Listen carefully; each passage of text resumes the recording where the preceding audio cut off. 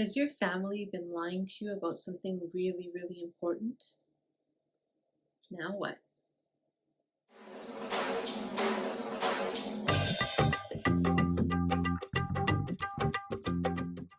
Hi, and welcome back to Ask Dr. Saira, the show where I answer your questions about spirituality, mental health, and relationships. So today's question comes from Gina. Gina says, I just found out I'm adopted and I'm in my 20s. I feel so heartbroken that my family lied to me all these years. How do I heal this kind of a heartbreak? I just found out I'm adopted and I'm in my 20s. I feel so heartbroken that my family lied to me all these years. How do I heal this kind of heartbreak? It's a tough question, Gina, and I'm sorry that it's happening in this way. When it comes to secrets, family secrets, and secrets coming out, it's kind of a complicated, layered story, right? Because if you just found out so first of all, I'm not sure in your question if you found out because they told you or if you found out without them knowing that you know. And so that would be the first thing I would ask you, Gina, and anybody else who's watching who can relate to this question is, do they know you know? And if not, what might be your plan to let them know that you know? Because the longer you kind of hold on to this piece of information without interacting with them, the more room there is for misunderstanding, for pain, for them thinking they have to continue these lies. So the first thing I would say, if they don't know that you've found out, that would be the first step, is to muster the courage and have that conversation, letting them know that you've found out that you're adopted. There's two, in addition to that first kind of right off the bat thing to make sure that everybody's on the same page, the next two things I would want to talk about are trust and what I call the parallel narrative. Okay, I don't know if that's a real thing. I don't know if I just made it up in my own work with clients, but let me explain to you what they are. So trust, I mean, you probably know what trust is. It's Brene Brown actually has a great video where she talks about the anatomy of trust and how there's these different components that trust is made up of. And one of the pieces here is about betrayal, right? That you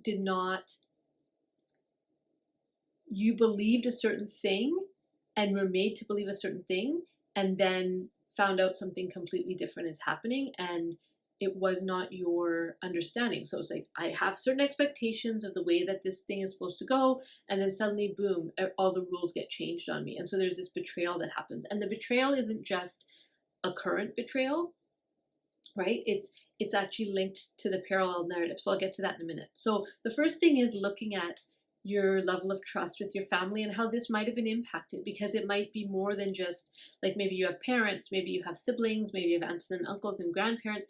How many people kind of were in on it, right? That can really hurt to think about all those people breaking your trust and not being honest with you all these years. And so that's kind of an exploration to do, and a place to start mending is trust.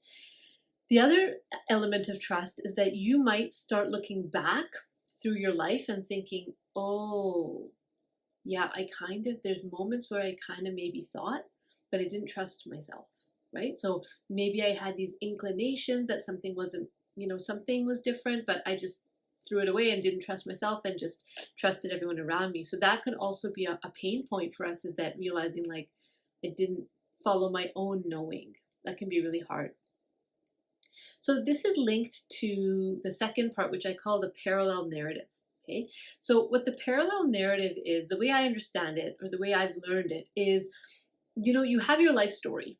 So I was born, and then this happened, and then this happened, and then that happened, and then these are my friends, and these are my challenges, and I broke this bone, and blah, blah, blah. We have that narrative of our childhood and of our life story. When we find out a piece of news like this, that, for example, that you're adopted, that can throw that whole narrative into a tizzy. And you can start kind of creating a second narrative in your mind, what I like to call a parallel narrative. So what that means is, I might have thought, I was born and I was brought home by my family, and then they looked after me, and now suddenly there's a gap, because I wonder, like, did they get me from the hospital? Was I a few months old when they adopted me? Was I a toddler? Like, what's that narrative? There's a gap now, right, in that memory or that understanding of your life story. And so we can tend to kind of fill in those gaps in our own mind and kind of do some crazy making. That's where it's important, if you have a relationship with your family and you do feel like you can talk to any member of your family, that's those gap points are the things to start looking at. Where do you need to fill in your narrative, right? And create this second version of how you think of your life story. It's really, really hard to think that your life was a lie, right? Or that all of these years people have been lying to me, or this moment and that moment, and or simple things like, oh, you look so much like your mom, and it's like, but do I?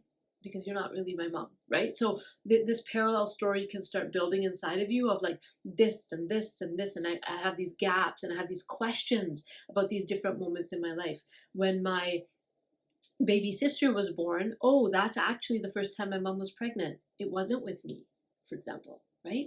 So that's something that's going to start happening, is you have to create this kind of second version of the life that you had. So parallel narrative is something that we use in therapy, where somebody's had something traumatic happen in childhood, and we kind of retell the story as if the right supports were there at the time, right? So say if a child had some sort of a violent encounter with another child, say they were bullied at school or something like that.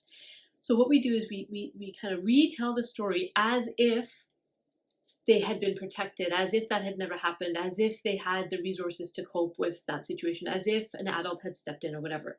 And we retell the story. And often when we retell the story, people are able to kind of get in touch with a part of them that they never knew was there.